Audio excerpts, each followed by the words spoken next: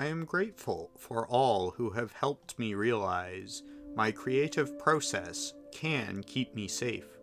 I invite you to travel with me into my collage world to explore my sense of safety with me, into my dream of a supported decision-making framework that includes me in my healthcare and quality of life decisions.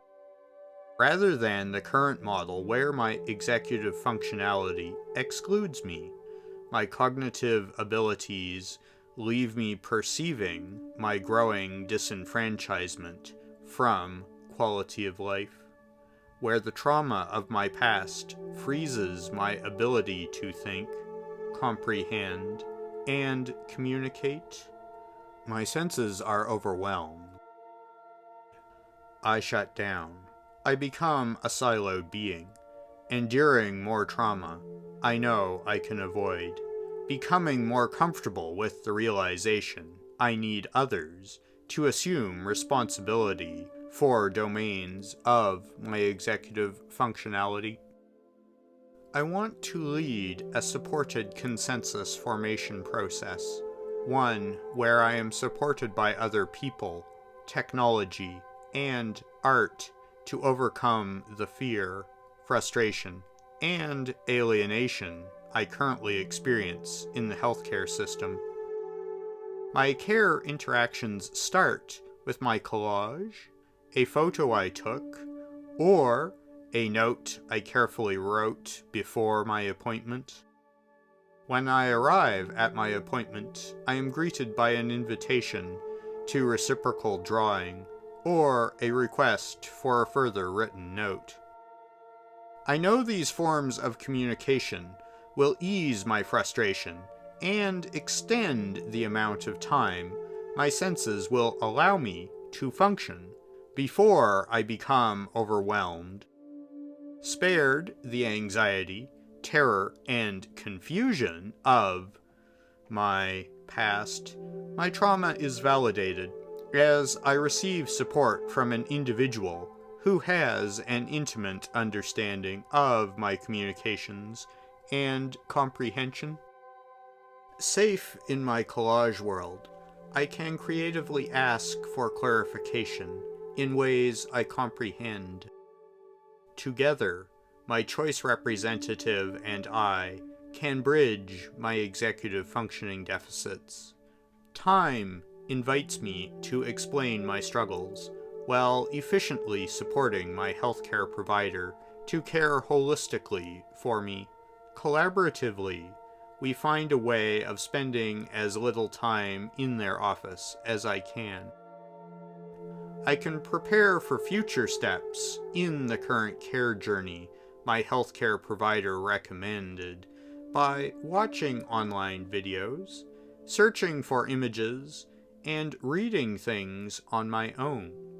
The learning opportunities grant me other ways of saving my sensory perceptive abilities, in ways that permit me to proactively care for myself. At a future interaction with my healthcare provider, my choice representative and myself reach a consensus about how to improve my quality of life. This dialogue builds on ideas we explored during our last interaction, where my reactions to the list of media you advised I consume between our interactions, and how this learning enables me to make a more informed choice about the care you think I need. Supported to minimize the overall length of my interaction in this way, my senses and executive functionality thank me. I have preserved my dignity, capacity, and will to be an active participant in my care. I reaffirm my wish to take the Hippocratic Oath for our relationship. I need to validate my understanding of my care, and my knowledge will both be safe, and I'm going to be better at keeping you safe from me than me safe from you. While honoring this mutual sense of safety, I realize we need support from a thought consultant, Such an efficiency expert can advise us how to adapt current clinical processes that prevent the spread of infection into avenues of participatory communications. I dream that these ways of accurately describing things replace my ever-present need for a choice representative. Participatory dialogue further streamlines my care, allows me to develop relational autonomy where I sense I had none, while saving my healthcare provider valuable time and eliminating my trauma-inducing fears of infection from my care.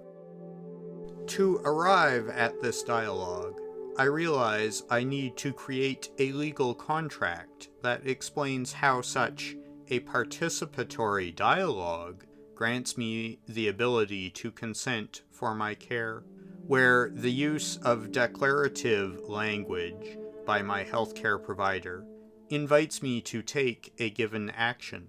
I then am free to respond by taking the action requested, or ignoring the action in favor of a more abstract, creative communications method outlined in the document we created earlier. Each requested action and my response is a sequential step in granting my consent and validating my healthcare provider's consent to care for each other in meaningful ways throughout my appointment, even after the obvious care I need has physically ended. Engaging at the start of each interaction with my healthcare provider, returning when necessary to update and renew the legal document of my supported choice. This means that I end the trauma sensory overload causes me. I don't shut down during my appointment. I am able to get all the care I need at the time. The environment cares for us by providing for passive dialogue, supported by contextualizing narration. My sensory differences support rather than hinder our communications. Our relationship of care grows.